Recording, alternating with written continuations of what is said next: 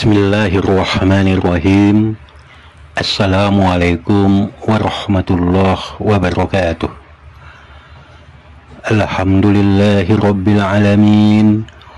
Wassalatu wassalamu ala asyrafil anbiya'i wal mursalin wa ala alihi wa sahbihi ajma'in. Amma ba'du. Sahabat channel berbagi ilmu yang dirahmati Allah Subhanahu wa taala. Pada kesempatan kali ini saya akan berbagi yaitu tentang cara mengamalkan Al-Fatihah sebanyak 77 kali, yaitu untuk tujuan satu hajat.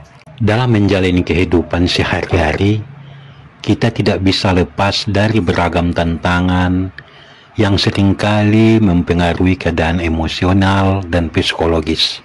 Emosi negatif seperti marah, sedih, kecewa, atau malas bisa dengan mudah muncul ketika kita menghadapi berbagai masalah hidup, seperti masalah hutang, ekonomi keluarga, masalah rumah tangga, masalah pekerjaan, dan lain sebagainya. Nah, sebenarnya kita telah diberikan petunjuk untuk mengatasi semua itu. Salah satu sumber yang penuh dengan solusi spiritual dan psikologis adalah surah Al-Fatihah. Surah Al-Fatihah ini kita baca setiap hari di dalam sholat kita. Ternyata di dalam surah Al-Fatihah ini menyimpan hikmah besar dalam mencapai kebahagiaan sejati dan kesehatan mental yang kokoh. Surah Al-Fatihah mengajarkan kita untuk tidak terjebak dalam emosi negatif seperti marah, sedih, ataupun kecewa.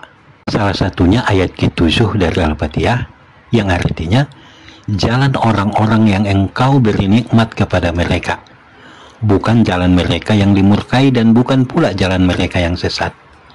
Nah, ayat ini mengajarkan kita untuk memilih jalan kebahagiaan. Surah Al-Fatihah adalah intisari daripada seluruh surat-surat yang termaktub di dalam kitab suci Al-Quran. Keutamaan surah Al-Fatihah sangat luar biasa untuk kepentingan apapun hajat bagi yang mengamalkannya. Nah, di dalam Al-Fatihah ada cara mengamalkannya agar hajat kita tercapai. Rezeki lancar, bahkan hutang segunung pun bisa lunas. Amalan ini diajarkan oleh pengasuh pondok pesantren Sunan Derajat Lamongan, yaitu Kiai Haji Abdul Ghafur. Beliau mengajarkan cara mengamalkan surah Al-Fatihah ini, yang mana apabila kita sedang mengalami masalah rezeki, termasuk rezeki uang, ataupun masalah hutang, ataupun masalah lainnya, maka cukup amalkan surah Al-Fatihah ini. Jadi jika Anda memiliki hajat yang sangat mendesak seperti masalah uang, ataupun hutang agar lunas, ataupun pekerjaan agar naik karir, maka bangunlah di sepertiga akhir malam, yaitu kira-kira pukul 3 pagi. Kemudian ambil wudhu dengan sempurna. Kemudian dirikanlah sholat tahajud 4 rakaat. Setelah itu dirikan sholat hajat 2 rakaat. Dalam sholat hajat tersebut, setelah Anda membaca Al-Fatihah di rakaat pertama, kemudian bacalah surah Al-Kafirun. Kemudian pada rakaat kedua setelah Al-Fatihah, bacalah surah Al-Ikhlas.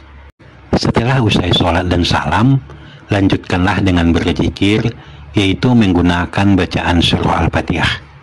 Nah, biar lebih afdol lagi, sebelum Anda berzikir Al-Fatihah ini, maka sebaiknya bertawassullah kepada Rasulullah Shallallahu Alaihi Wasallam.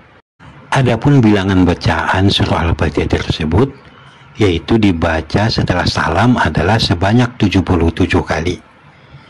Namun yang perlu Anda ingat, setiap Anda membaca 7 kali Al-Fatihah, maka setelah bacaan waladhdallin, maka berdoalah, memintalah sesuai dengan hajat Anda. Jika hajat Anda agar hutang Anda lunas, mintalah agar diberi jalan keluar. Jika hajat Anda ingin pekerjaan ataupun yang lainnya, maka mintalah. Pokoknya mintalah sesuai dengan hajat Anda.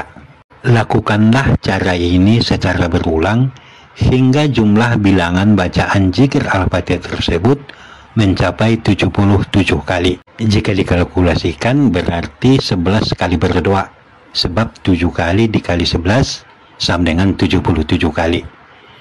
Lakukanlah cara ini secara rutin, minimal 3 malam berturut-turut. Dan tentu kunci keberhasilannya adalah cara Anda dalam berdoa, yaitu harus dilakukan dengan khusyuk dan yakin seyakinnya akan pertolongan hanya datang dari Allah Subhanahu wa Ta'ala. Nah, sahabat channel Berbagi Ilmu yang dirahmati Allah Subhanahu wa Ta'ala, demikianlah cara mengamalkan Al-Fatihah sebanyak 77 kali. Semoga apapun hajat kita, apapun yang menjadi keinginan kita tercapai. Semoga bermanfaat. Wabillahi taufiq wal hidayah. Wassalamualaikum warahmatullahi wabarakatuh.